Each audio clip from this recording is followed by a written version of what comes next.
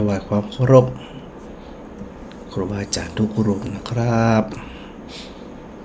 ศรัทธาญาติโยมทุกท่านด้วยเนอะถวายความเคารพวันนี้ได้พบกันเหมือนเช่นเคยในรายการสนทนาธรรมยามดึกในสถานะได้ปะกันวันนี้วันที่ยังวันอาทิตย์ที่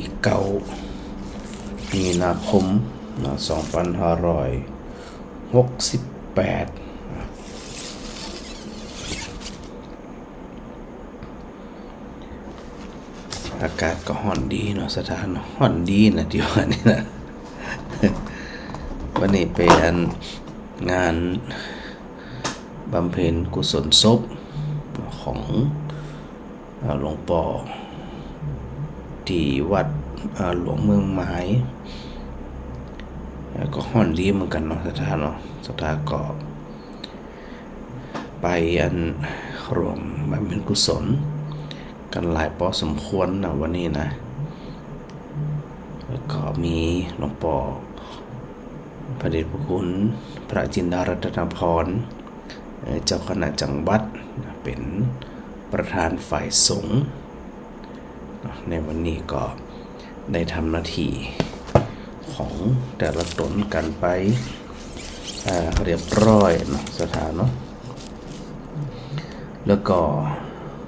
ในเบื้องต้นเดี๋ยวพระอาจารย์จะลืมว่าในส่วนของวัดวาอารามที่เป็นได้มีการมีงานเนาะในเบื้องแรกนะที่ขอถือโอกาสได้ประชาสัมพันธ์โดยสถานวันที่13นะวันพฤหัสที่13เดือนมีนาคมเนี่ยวันนี้วันที่9วันที่13เนี่ยไปสะดวกทางใดก็ไปร่วมงานกันเนาะมีวัดบุญนาคนะวัดบุญนาควัดแพะหนองแดงแล้ววัดในแหมนี่ หลายวัดอยู่จำไม่ได้ละวัดบุญนาควัดแพะหนองแดงก็จะมีงานบุญห้องว่าบุญประเพณีสงฆ์นำพระธาตุโดยอันนี้คือวัดแพะหนองแดงนะส่วนบ้านวัดบุญนาคก็จะมีการยกชัดนะโดยหลักๆเนาะแห่ง2วัดจำมาได้วัดกูค้ำวัดกูค้ำแห่งวัดหนึ่งก็เป็นมีงานเนาะน่าจะเป็นการสงฆ์นำพระธาตุเหมือนกันและแห่งวัดดูเหมือนมันมี4วัดกันนะใครสะดวกลงได้ก็ไปด้านนั้นนะในวันที่13 มีนาคมที่จะถึงนี้เนาะหรือการได้ไปร่วมบุญร่วมกุศลด้วยกันแล้วก็ใกล้ๆวัดอุทุมพรเนี่ยวันอาทิตย์ที่6 เมษายน 2568ทางวัดปงวางเปิ่นเนาะวัดปงวางก็จะมีงานเจริญพระพุทธมนต์ยกจ่อฟ้าแล้วก็ฉลองสมโภชอุโบสถสถานนะปงวางก็ใกล้ๆเนี้ยใครสะดวกจะได้ก็ไปรวมบุญรวมกุศลด้วยกันพระอธิการนรินทร์อัตตทันโตเนาะจะเอาวาดสถาญาติโยมทั้งหลายอันนี้พระอาจารย์ก็ไปนะสถานนะไปรวมบุญรวมกุศลเจริญพระพุทธมนต์ในวัดปงวางโดยวันที่6 เมษายน 2568นะอันนี้ก็ขอประชาสัมพันธ์กับสถาญาติโยมเนาะเพื่อไปไกลดังใดอย่างดังใดก็ไปร่วมงานกันนะได้พบกันถือโอกาสได้สนทนาวันนี้ก็ได้พบกับสถาตั้งบรรแลงเนาะเป็นไปร่วมบุญร่วมกุศลที่วัดหลวงเมืองไม้ตัววันนี้นะแต่กันบ่ค่อยรู้เรื่องเพราะว่าเสียงมันดังเนาะมันอยู่ในงานเสียงลำโพงเสียงกล้องเนาะก็เลยบ่ค่อยได้กันเขาหูเหลืองหูราวกันนี่เนี่ย เสียงมันดังดึงดังมันก็จะต้องก็เฉพาะคือ ปะกันเนาะปะกันอู้กันสนทนาธรรมกันถือโอกาสเป็นการสนทนาธรรมกันในที่สงบเงียบมันจะอู้กันหู้เรื่องถ้าบางอันนี่โอ้ยตะโกนเนาะอู้กันบ่เคยได้ยินนะมันทุกทีนะสถานะทุกทีเวลามีการมีงานนำเคยหู้เรื่องกันละให้เราอู้เนาะดังนั้นก็ไปสะดวกจะได้ก็เชิญชวนตัวเองนะเอาวันที่อัน13ใกล้ๆนี้ก่อนคือวัดบุญนาคที่ยกจอฟ้าวัดสาแพะนะคิริบุญมารามเพิ่นก็จะมีงานส่งน้ำนะประเพณีส่งน้ำพระธาตุ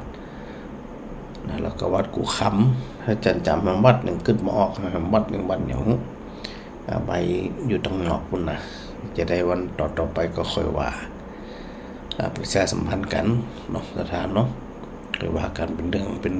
งไปนะ ก็ถือโอกาสได้เชิญชวนร่วมทำบุญ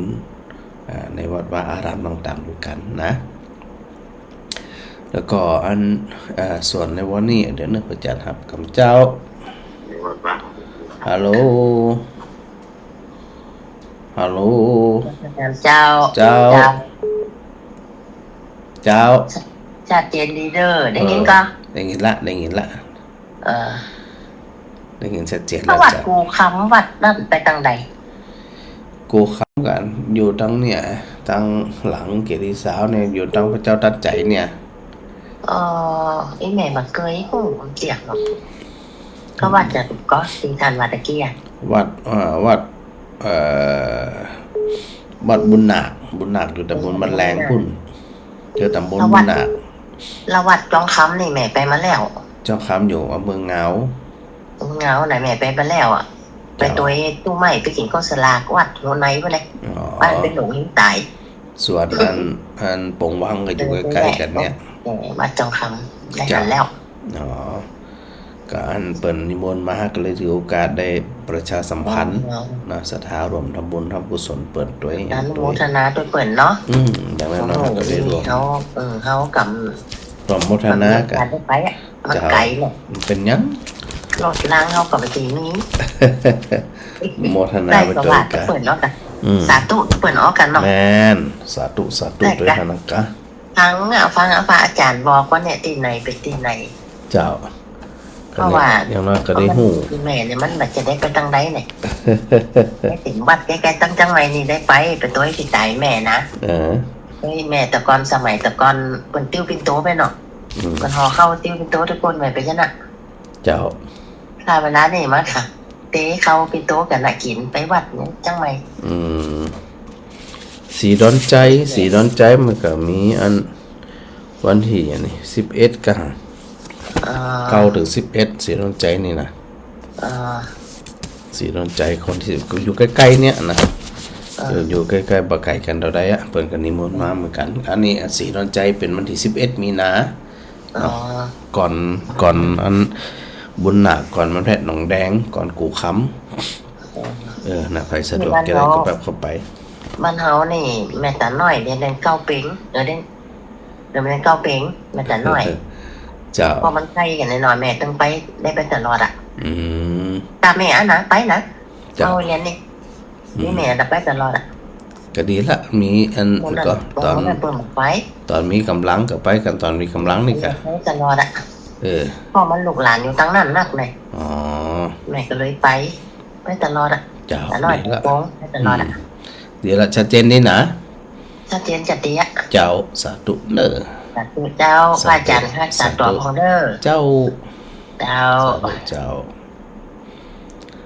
แม่แก้วโทรมาตะกี้นะโยมก่อนลงมาข้างไว้อยู่อย่างน้อยก็ได้อันทักทายเนาะที่ทักทายมามาจากกันประจารย์กิจจะได้รู้ว่าระบบของการถ่ายทอดระบบของสถานีบ่มีปัญหานี่นะสถาก็ฟังกันชัดเจนดีก็ได้รู้ละว่ามันชัดเจนดีนะสถานะแล้วก็เรื่องราวต่างๆของสถาเนาะรู้ถึงในความเป็นจริงเดี๋ยวเจ้า นมัสการเจ้าพระอาจารย์เจ้าฟังชัดเจนดีอ๋อชัดเจนดีแหละเจ้ามีอย่างสมองตัวมีใครโทรมาหาเปิ่นจะบอกเปิ่นกำหนึ่งอีแน่อาจารย์ว่าสิจะคุ้มกับเจ้าวันนี้แวบเข้าไปกำจ้ะอ๋อฮ้อนนะพระอาจารย์นะวันนี้เนาะเต่าห่อนแต่ห่อนหว่าแต่ฮ้อนหว่าโอ้ไม่ย่ำถึงเมษาจะนะเนาะฮ้อนเกินถ้าเมษาจะขนาดไหนมันเนาะวันนี้อยู่กี่ชั่วโมงวันนี้ก็อยู่เหมือนเดิมเจ้าวันนี้ฟังสักเตียนะพระเจ้าแสนสมติแล้วเนี่ยฟังแล้วเดี๋ยวจะฟังแล้วนี่แหละอันโยมตัวอีก่อนหนอสตุก่อนหนอเจ้าสตุค่ะสตุ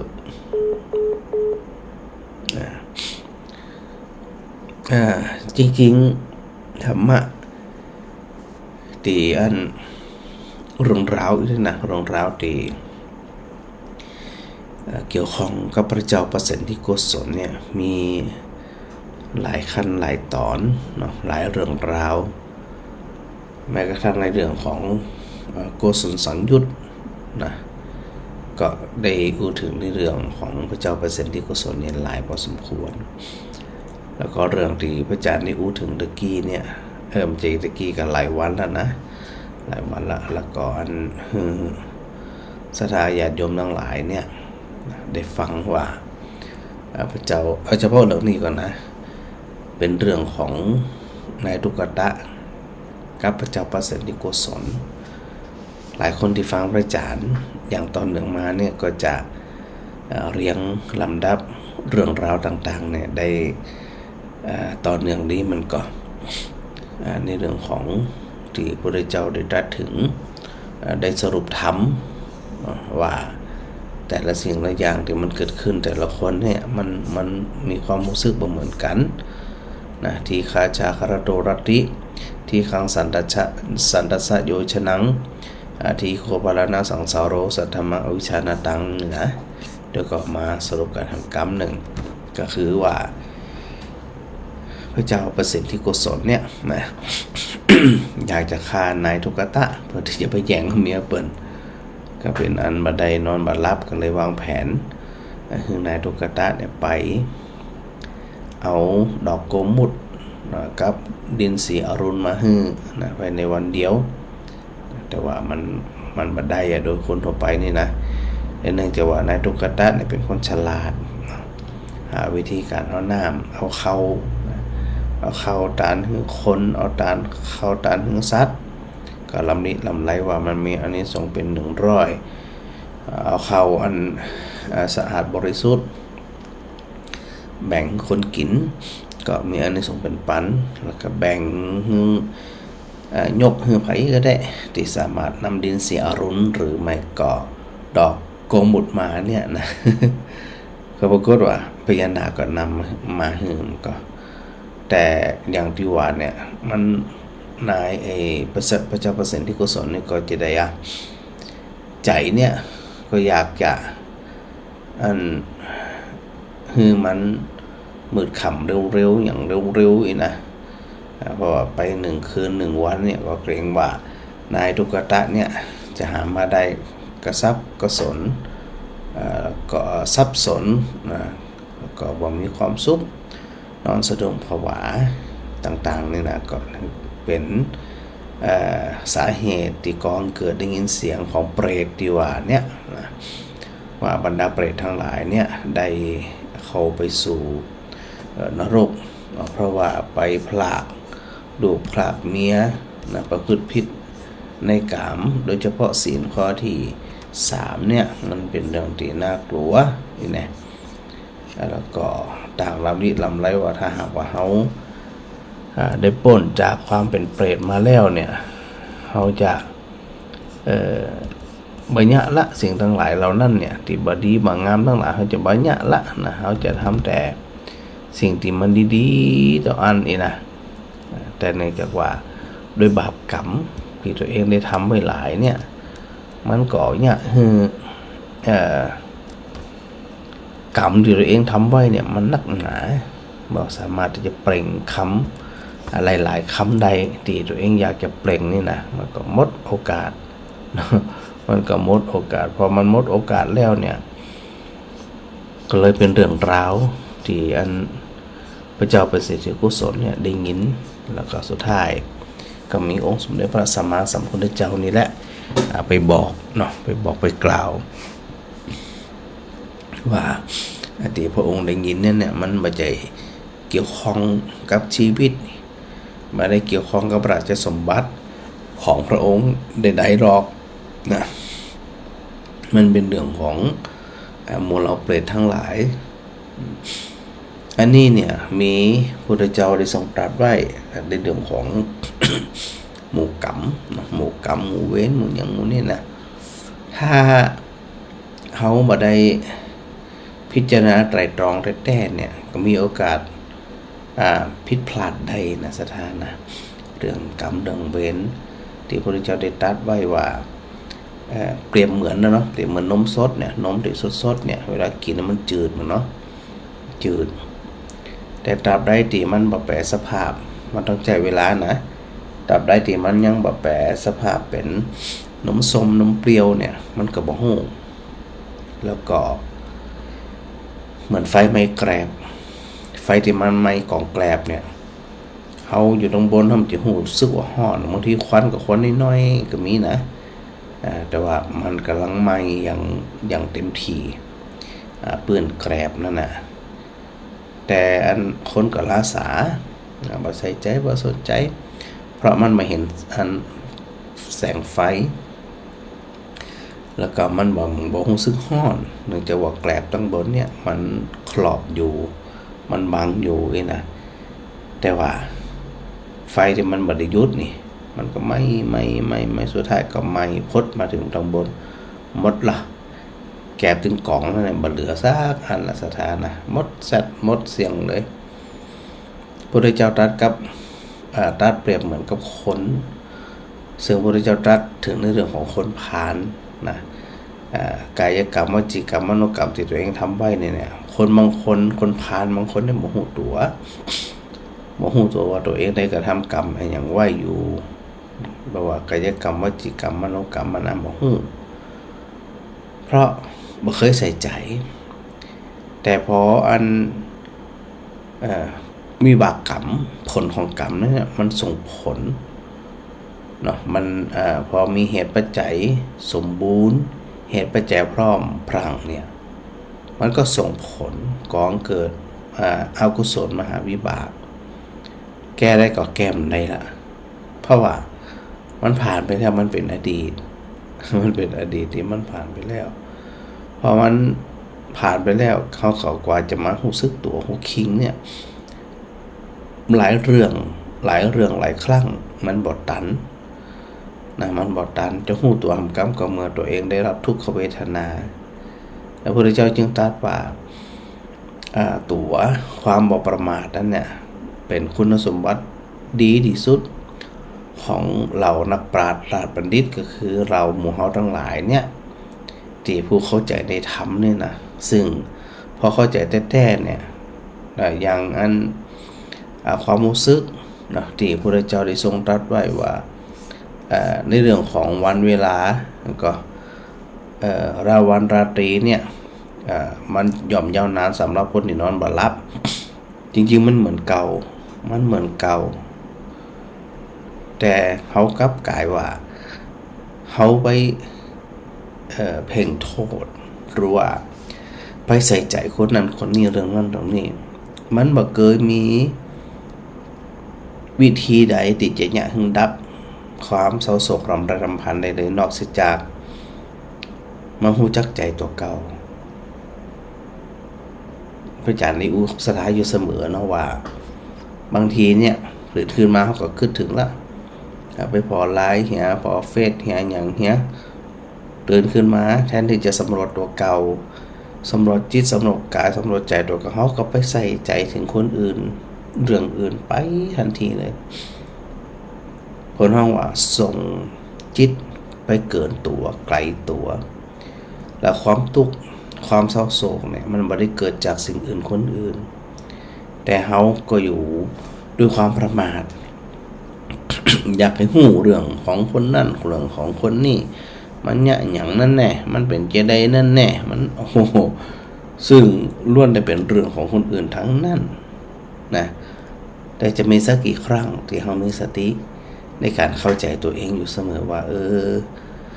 ขณะนี้เนี่ยใจเราปลอดโปร่งแค่ไหนใจเรามีความสุขแค่ไหนใจเรามีความเครียดความกังวลใจเรามีความอาฆาตพยาบาทมากน้อยแค่ไหนเราบ่ค่อยใส่ใจเขาบอกใส่ใจแล้วมันจึงลุกลามเหมือนไฟมันไม่แกลบที่พระเจ้าตรัสถึงนั้นนะเพราะว่าเขาปล่อยปละเลยบ่ได้ใส่ใจ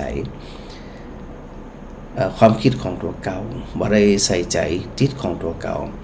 มันก็เลยเถิดซึ่งหลายคนที่สถาหันละอุ้ยบางทีก็เป็นดีอินดูนะบางทีก็เป็นดีสังเวชว่าจะได้บ่ฮู้จักก็ว่าอันใดดีอันใดบ่ดีอันใดควรอันใดบ่ควรอันใดมีความขยันหมั่นเพียรอันใดควรที่จะใส่ใจในการแสวงหาซึ่งเสบียงต่างที่เขาจะค้ำปกค้ำจ่าหรือเขาจะได้แสวงหาในเรื่องของเนี่ยสิ่งต่างๆที่มันเกิดขึ้นเนี่ยมันดับลงไปแต่เขาว่าเป็นนิพพานเนาะแต่ก็ยังว่านะสถาบางทีไม่เห็นทุกข์ไม่เห็นธรรมพอมีเรื่องราวตื่นอันเกิดขึ้นกับตัวเองแล้วมันจึงนึกถึงธรรมะนะนึกถึงว่าตัวเองจะต้องเนี่ยจะได้บางทีมันบัดตันเหมือนที่อันพระพุทธเจ้าตรัสว่าไฟไม่แกรบเพราะเขาประมาทละสามาเหมือนนะปล่อยลำไปนะพอมันปล่อยลำไปซึ่งมันเกิดจากใจเขามันไม่ได้เกิดจากใจคนอื่นเรื่องราวทั้งหลายทั้งหมดเนี่ยมันไม่ได้เกิดจากใจคนอื่นเลยแต่แปลกว่าเขาเนี่ยบ่ค่อยใส่ใจในการสังเกตใจตัวเก่ากลับไปบนห้องว่าพระพุทธเจ้าใช้คำว่าจิตมันพลาด พลาดไปหาเรื่องอื่นพลาดไปหาคนอื่นพลาดไปหาสิ่งอื่นถ้าเป็นที่เนี่ยมีทางเพราะว่าเรื่องราวนี่มันนักหนาสปันเนี่ยในรอบตัวเขาก็ดีอย่างก็ดีมันเรื่องมันนักในสถานะจิตมันก็ส่งออกหลอกติ๊กพอจิตส่งออกหลอกมันก็หาโอกาสที่จะมาสำรวจใจหู้ใจตัวเก่าเนี่ยมันได้ละมันไปละพระพุทธเจ้าก็ตรัสอยู่เสมอว่าเฮาทั้งหลายก็จะต้องนี่อย่างจะต้องมาตรวจตราตรวจสอบดูแลตัวเก่าเนี่ยให้ชัดตื่นขึ้นมาอันดับแรกมันต้องขึ้นอย่างขึ้นถึงตัวเก่าก่อนหู้ตัวเก่าก่อนว่ามันเป็นจะได้ไอ้หยังจะได้ก็เฮาต้องหู้ก่อนนะครับอันนี้บ่ได้ละเหมือนวันก่อนที่อันแม่ทองสุกนะบ้านนางแลเปิ้นได้โทรมานั่นน่ะว่าอันในเรื่องของลักษณะของพระธรรมวินัยของพระพุทธเจ้าเวลาเกณฑ์สถานะเกณฑ์ในการที่เข้าใจนั่นเนี่ยมันจะยากเกณฑ์นี่นะพระพุทธเจ้าตรัสว่าอย่างนี้ว่าที่เฮาประพฤติปฏิบัติอยู่เนี่ยมันผิดกับมันถูกดูตามเกณฑ์นี่นะดูตามเกณฑ์นี่คืออย่างคืออันธรรมวินัยเนี่ยเพื่อกำจัดความกำนัดกำจัดโลภะกำจัดราคะนะแล้วก็เพื่ออย่างเพื่อที่อันเนี่ยคือคลายหรือว่าป้นจากความทุกข์ต้องรู้ตัวเก่านะสังเกตตัวเก่าว่าสิ่งที่เขาทำอยู่เนี่ยมันเป็นไปเพื่อความคลายทุกข์หรือไม่เพื่อคลายความกำนัดหรือไม่แล้วก็เพื่อสละคือบ่สะสมนะแล้วนอกจากนั้นเพื่อมักน้อยเพื่อสันโดษพอใจที่ตนเองมีอยู่ขณะนั้นเพื่อความสงัดจากหมู่บ่คลุกคลีจากหมู่คณะเพื่อปรารภความเพียรมีแต่ความเพียรมันจะมีความเกียจคร้านเพื่อเป็นคนเลี้ยงง่ายถ้าเรามาตรวจสอบตัวเองดูนะว่าเขาที่เขาทำอยู่เนี่ยมันมีลักษณะนี่อย่างคือเขาทำเพื่ออย่างเพื่ออยากได้อยากมีอยากชนะหรือไม่ พื่อที่จะประกอบด้วยทุกข์ทำไปแล้วก่อเกิดทุกข์แก่ตัวเก่าทำไปแล้วก่อเกิดทุกข์ให้กับคนอื่นหรือไม่หรือว่ายิ่งปฏิบัติทำไปคือยิ่งอยากได้อยากมีอยากเข้าสวรรค์อยากเข้านิพพานอยากนั้นเกิดอีนะอยากเกิดอยากเป็นเทวดาอยากนั่นอยากนี่อีนะถ้าเป็นที่อีเนี่ยมันจะไปสู่คำว่านิพพิทาหรือความเบื่อหน่ายนั้นบ่ได้มันบ่ได้เมื่อเขาเป็นไปด้วยต้องการทำอยู่เนี่ยเป็นเรื่องที่ก่อเกิดความกำนัดก่อเกิดความโลภต่างๆเนี่ยแล้วก็ทำไปแล้วก่อเกิดทุกข์ซึ่งในความสุขความทุกข์ในอู้กันอยู่บ่อยๆนะสถาว่ามันอยู่ที่ตัวใจอยู่ตัวเดียวแต่ที่พระอาจารย์พุทธกีว่าสถาบ่ได้มองที่ใจว่าต้นต่อของมันเนี่ยมันอยู่ที่นี้แต่เขากลับกลายไปมองคนอื่นไปสิ่งอื่นนะบางคนนี่เรื่องของคนอื่นหัวมดแต่เรื่องของตัวเองมันเรื่องสักอย่างขณะนี้เนี่ยความทุกข์มันกำลังเผาใจอยู่พอเผาใจกับเพลิดเพลินที่นี่เพลิดเพลินม่วนงั้นสันเล่าสนุกสนานความตายมันบีบคั้นเข้ามามันก็บ่ได้ละสถาเพราะมันบีบคั้นมันก็ลำบากละมันยากที่จะจัดการสิ่งทั้งหลายเหล่านี้เราได้เนาะแล้วก็เพื่ออยากอย่างที่พระอาจารย์อุตกี้ว่าอยากเกิดมาแหมอยากเป็นเทวดาแหมถามแต่เนี่ยว่าเกิดมาเป็นมนุษย์แล้วเนี่ยก็อย่างที่เขาอยู่ถึงวันเนี้ยนะโรคภัยไข้เจ็บสารพัดสารเพนะเรื่องราวต่างๆเยอะแยะมากมายถ้าเขามีความปรารถนาอยู่แสดงว่าเขายังบ่ได้เข้าใจจุดมุ่งหมายของคำว่าดับทุกข์ใดแล้วก็เป็นไปเพื่อความคลุกคลีด้วยหมู่คณะนะหม่นไหนไปหันหมู่ไหนไปหันนะที่เนี่ยมันมีโอกาสที่จะมา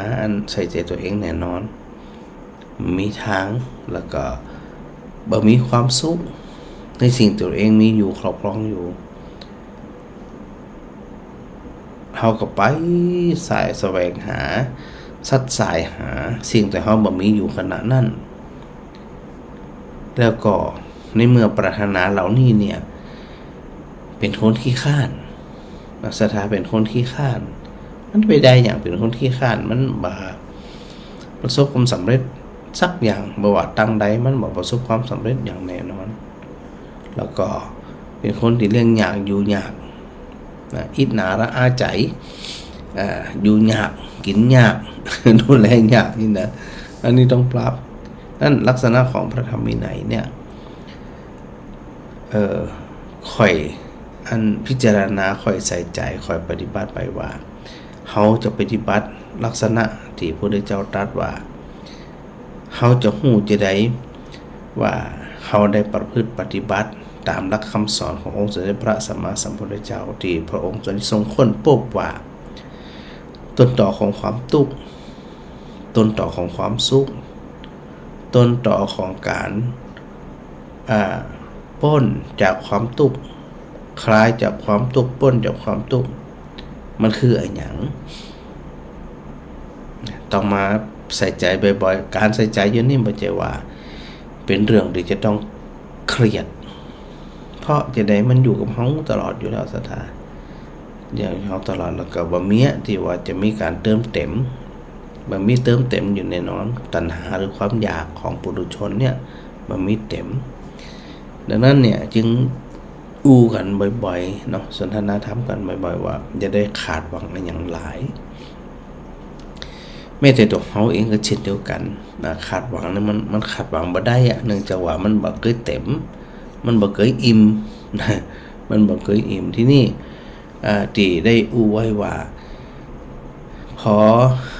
ถึงบักคืนเนาะกะว่าแหมบ่แจ้งหลวงเจ้าเนี่ยนายคนนี้จะต้องถูกประหารในทุกขตะเนี่ยนะแล้วก็พระเจ้าประสิทธิกุศลก่อนนอนบัดลับเนาะกระซับกระส่ายอยู่เสมอก็ยุ่งละก็คิดว่า เนี่ยจะได้ดีนะมันได้จะแจ้งคืนนี้อย่างมาเหมือนว่าก็เสือกกระสนตลอดนะ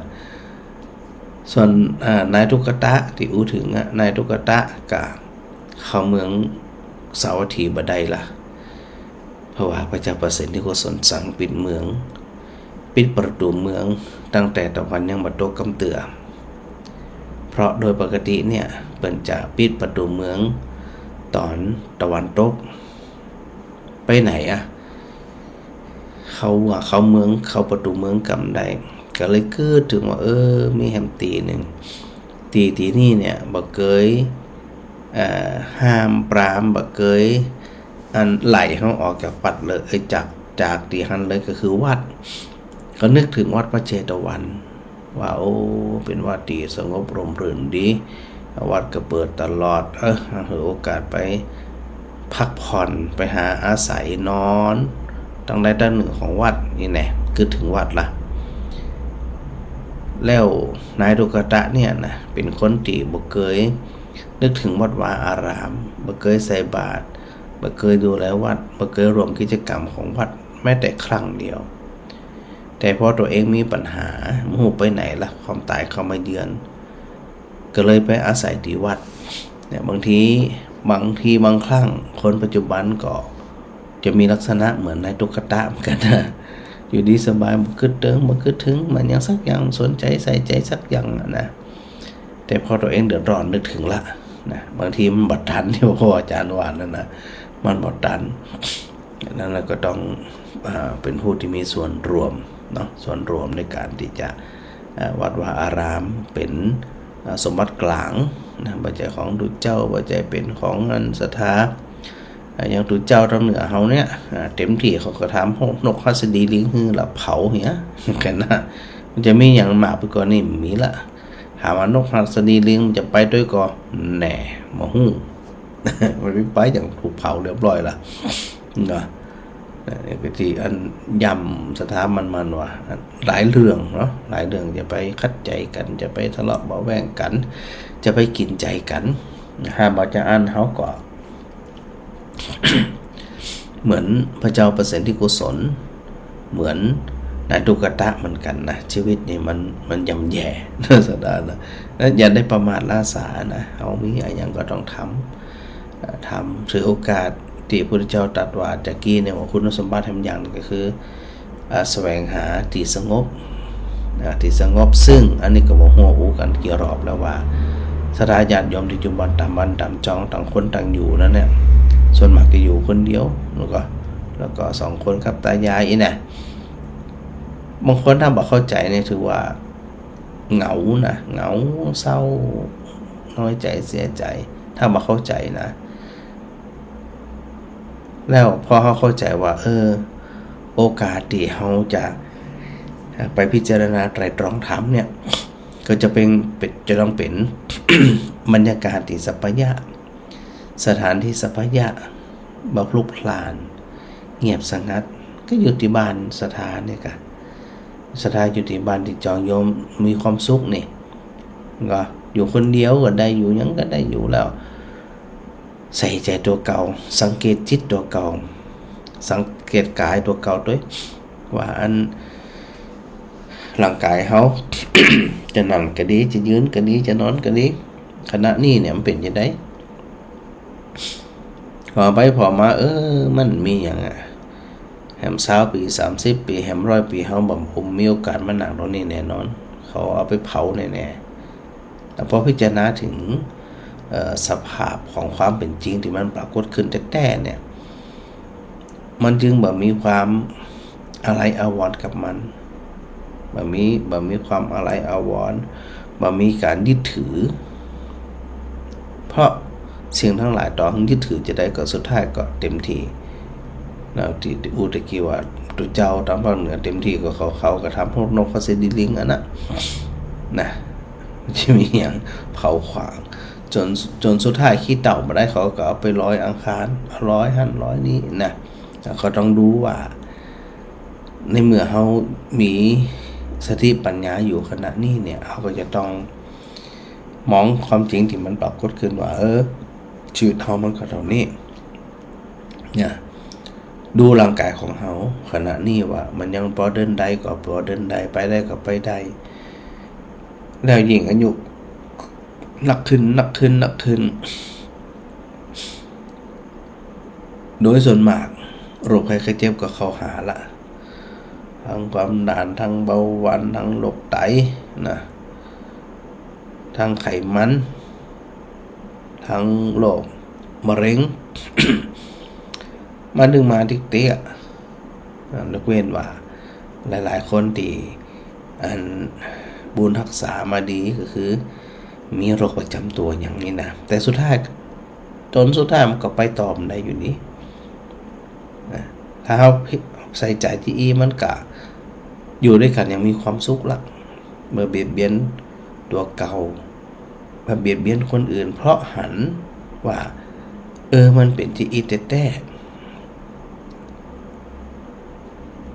พอหาแล้วมาสุขใจนะสถานะมาสุขใจแล้วก็บ่มีความเครียดบ่มีความกังวลใดๆอยู่อ่านตามอัตภาพของเฮาเนี่ยการเนี่ยงานหยังก็จังแต่ทำหน้าที่ของเฮาให้ดีข้อสำคัญก็คือจะไปเอาใจของเฮาเนี่ยไปซัดสายไปพลานหาคนนั้นคนนี้ เรื่องนั้นเรื่องนี้ซึ่งสิ่งนั้นสิ่งนี้มันเป็นเรื่องนอกตัวเองทั้งนั้นเลยต้องคิดถึงจะได้กระจ่างแต่สุดท้ายมันก็มีไผพอไผวิธีไผวิธีมันตั้งไผตั้งมันพบไผพบมัน เนี่ยพอเขาเข้าใจที่แล้วมันเบาเนี่ยสถานะมันเบาเขามีหน้าที่อย่างฟังดูพอแล้ววันนี้เขามาสำรวจตัวเก่าแล้วว่าตั้งแต่เจ้ามาถึงเมื่อเดี๋ยวนี้ก่อนจะเขานอนเนี่ยเขาได้ทำอย่างพอมีความสุขก่อสภาพจิตมันพลาดก่อมันเครียดก่อมันจังก่อมันหลงก่ออีนะหลงพิจารณากลับมาดูตัวเก่าว่าสุดท้ายมันก็มีหยังก็อยากจะให้ผู้เฒ่าผู้แก่เนาะสถาญาติโยมที่ฟังรายการอยู่ตรงนี้เนี่ยอาศัยการฟังนี่ให้เป็นประโยชน์พิจารณาถึงตัวเองอยู่บ่อยๆการพิจารณาถึงคนอื่นเนี่ยมันต้องไปคิดอย่างหลายสถาจะได้มันก็เป็นไป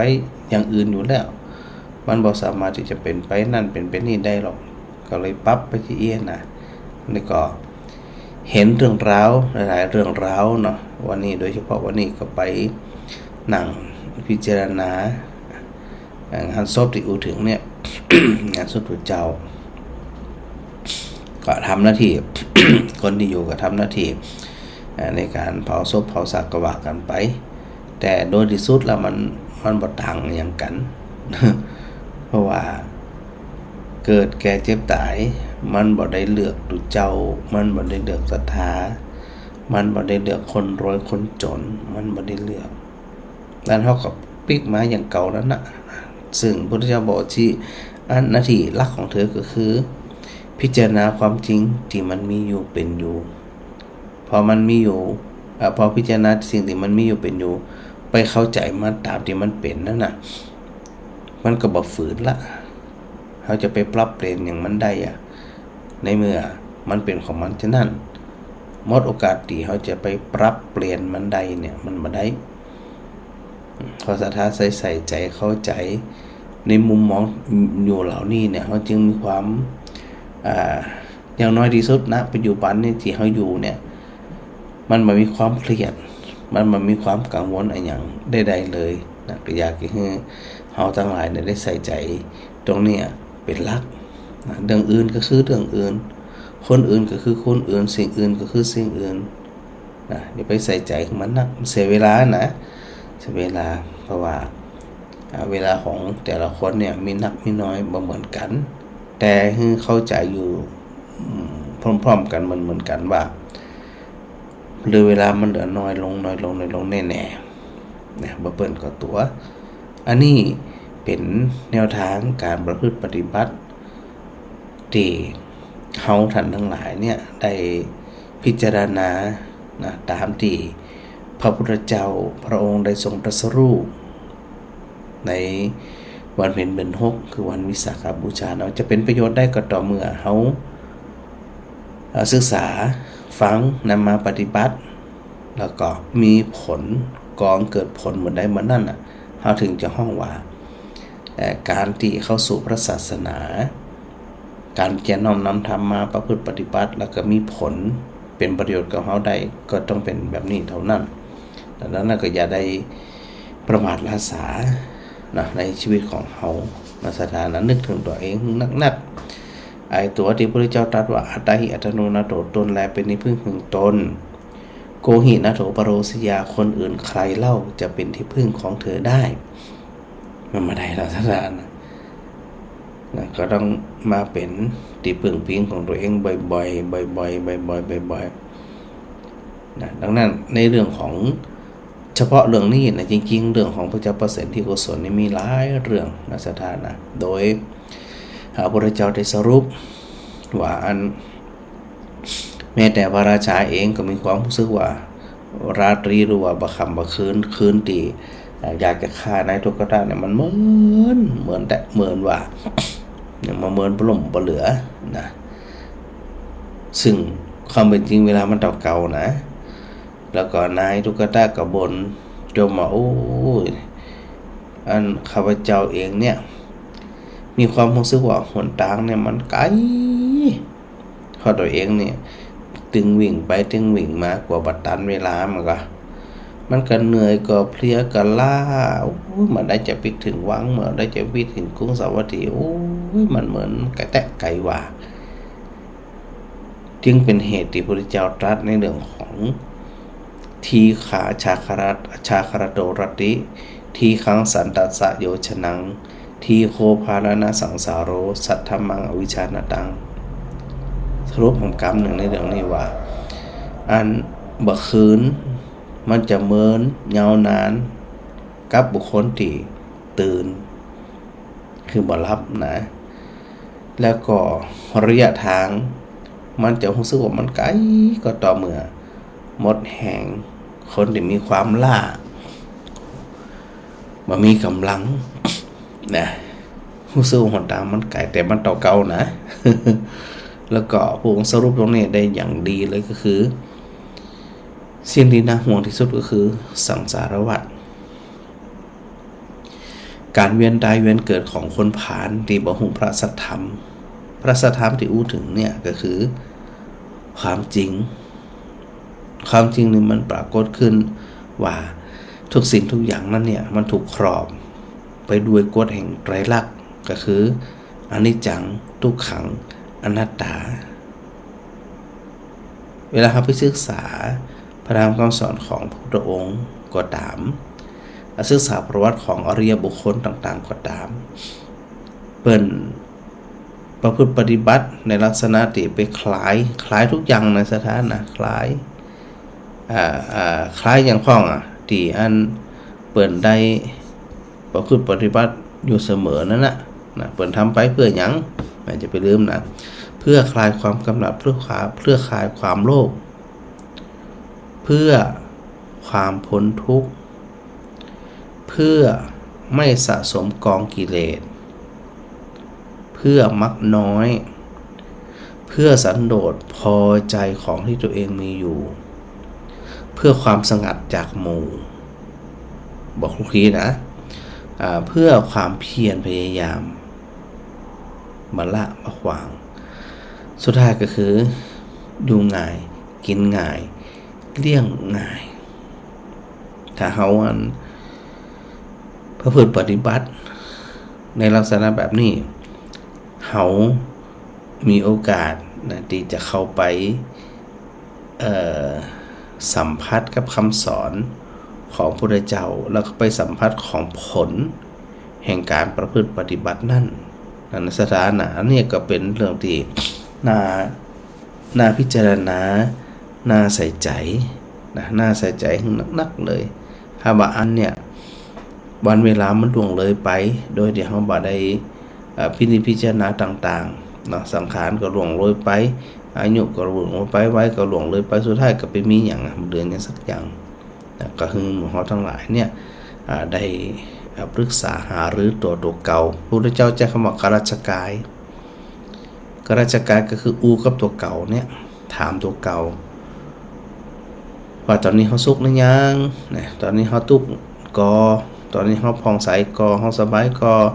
ตอนนี้เขายังหลงอยู่ก็นะหรือว่าเขามีสติดีแล้วอีกนะปรึกษาข้าราชการว่าเขาจะไปทำเรื่องนี้เนี่ยถามข้าราชการพอแล้วมันควรก็นะข้าราชการก็คือตัวเขาเนี่ยที่เขาไปถามไปเนี่ยได้ฟังมานักได้ศึกษามานักได้อ่านมานัก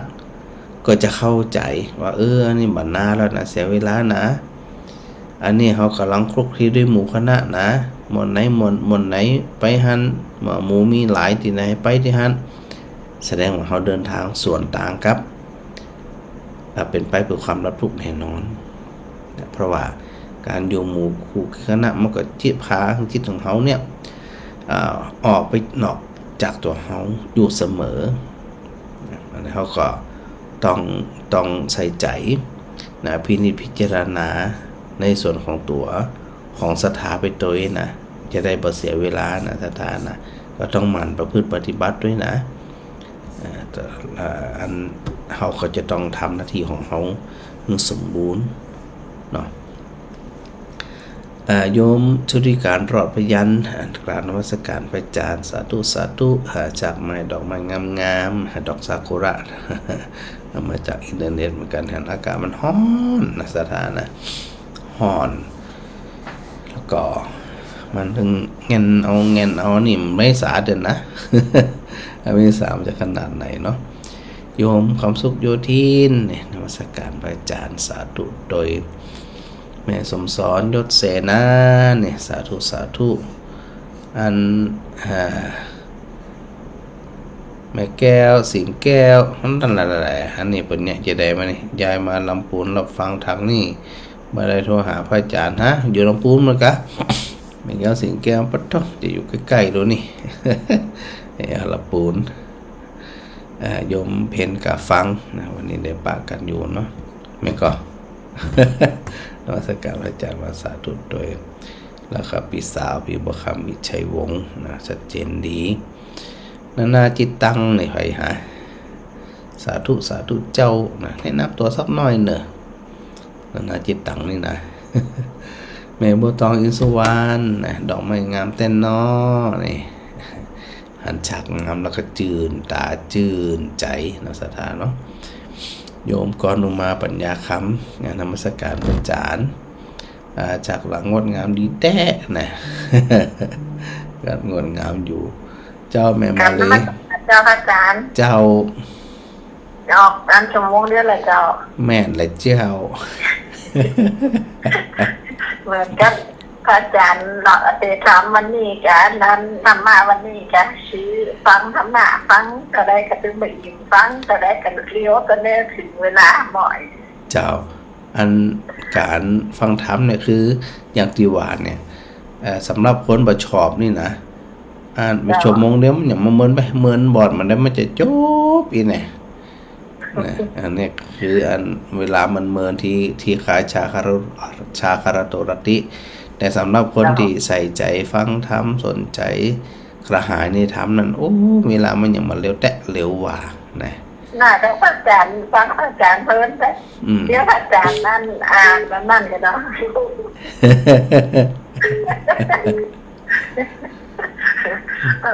โอ้อาจารย์นั่นจะฟังอันไปอันนี้บ่อยนะทำงานบ่อยเจ้าเนี่ยอันทั้งในเวลามันเก่านะเจ้านั่นน่ะแต่ความรู้สึกบ่เหมือนกันว่ามันเหมือนกับบ่เหมือนนี่นะมันไม่อิ่มแล้วแต่เจ้าอาจารย์มันรู้สึกว่าได้ฟังธรรมะแล้วมันติดใจ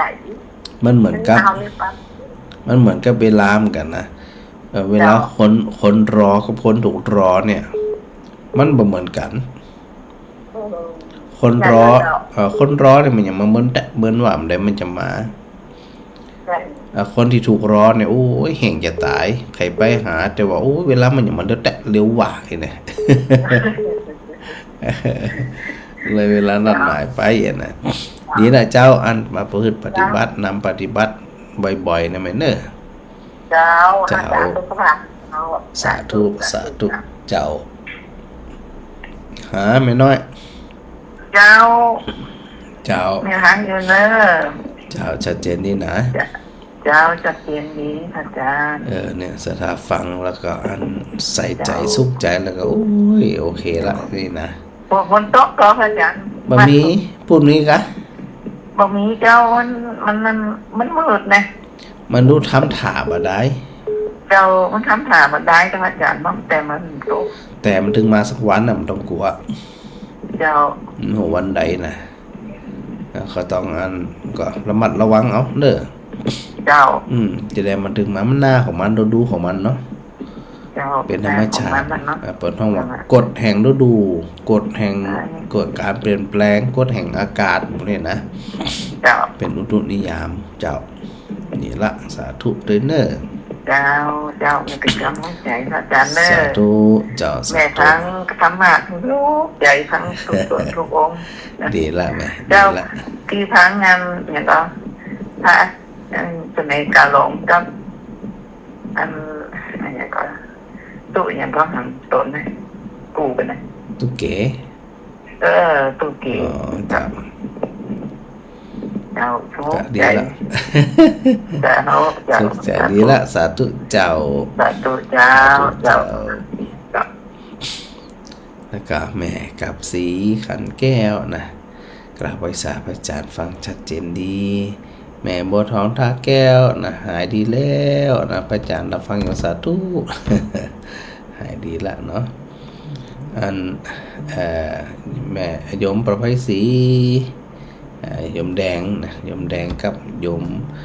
แม่แดงกับแม่ดวนนะส่งเขาตึ้งวันนะสองครั้งนี้นะ แม่อ้อย เจ้าการนมัสการเจ้า เจ้า ยายน้อยเป็นเปลี่ยนโทรศัพท์เพิ่นไปฟังคืนดารุนี้ไม่เหี่ยวอ่ะ กะ เจ้า นั่น ยายน้อยโทรศัพท์เพิ่นมาจ้างเดีย กะ เพิ่นว่าไปจะออกเลยท่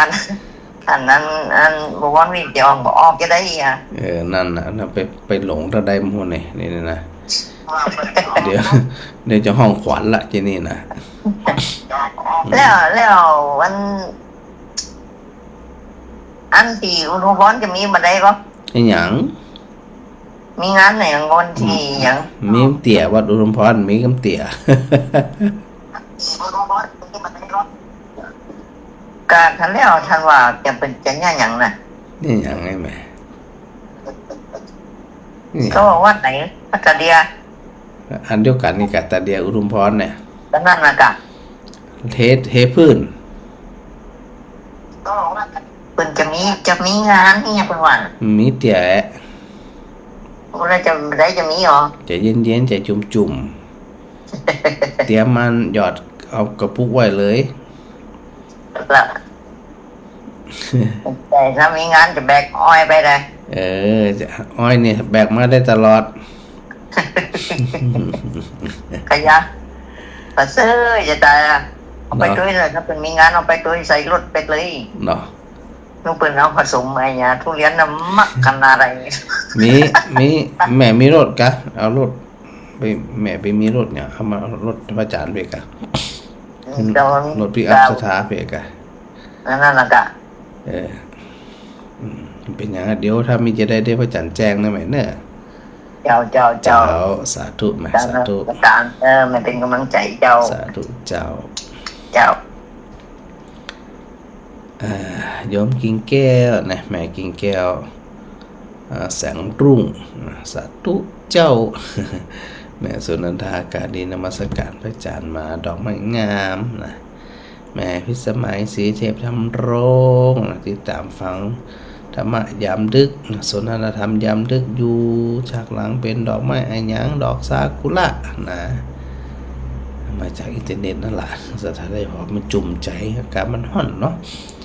พอยงหยุดมณีวันนะนมัสการพระอาจารย์สาธุโดยแม่กับแก้วสีอินแก้วนมัสการพระอาจารย์ครับชมอยู่นี่ฟังอยู่กันหลายนะดูอยู่กันหลาย อันโยมต้อยชนิดานนมัสการพระอาจารย์สาธุสาธุเนาะแล้วก็อันแม่มาลีขนมไทยนะทักทายพระอาจารย์มาโมทนาสาธุแล้วก็อันแม่เป็งสายเปียงนะวันนี้ได้ข้อคิดดีมากๆสาธุ แม่เป็งสาธุนะแม่เนอแม่กุลประณีสิบลางนะนมัสการพระอาจารย์เจ้านะสาธุโดยแล้วก็แม่อัญชันวงฉันเงินเนาะก็แบ่งเวลากันนะสถานะแบ่งเวลาทำการทำงานอะไรก็ดีทำก็แบ่งกันไปนะแต่ที่สำคัญก็คือต่างคนต่างทำหน้าที่ทำภาระหน้าที่ของตัวเองมีความสุขทำมีความสุขบ่มีความรู้สึกอิจฉาระอาใจสะอิดสะเอียนเนี่ยมันก็เหมือนกับว่าเฮาเนี่ยบ่ได้เข้าใจธรรมบ่ได้เข้าใจสภาวะของความเป็นจริงที่มันเกิดขึ้นเอาไว้แท้ๆก็รับไม่มีอย่างเนาะ แต่ตราบใดที่ยังมีกำลังเป็นภาระหน้าที่อยู่ก็ต้องทำกันไปตามความเหมาะสมแบบเนี้ยมันถึงจะมีความสุขในอัตภาพที่เขาเกิดมาในจากนี้แล้วบ่ได้เกิดมาเพื่อเสียเวลานะก็ทำหน้าที่ของเราเองไปนักที่สุดเท่าที่จะนักได้เนอะก็จะได้ไปลืมนะคำที่พระอาจารย์อยู่เสมอฝึกจิตให้มีความแกล้วกล้าอาจหาญฮึกเหิมอยู่เสมอที่ใจต้องนักแน่นต้องมันคงบาจะอ่านในกล่าวไปไหนปะแปะเนาะสำคัญเหมือนเดิมก็คือกราบขอบพระคุณครูบาอาจารย์ด้วยนะครับที่ท่านได้เมตตาเนาะที่ตามรายการกันมาโดยตลอดนะครับจะได้ก็กราบขอบพระคุณเป็นอย่างสูงปะกันใหม่นะครับเนอ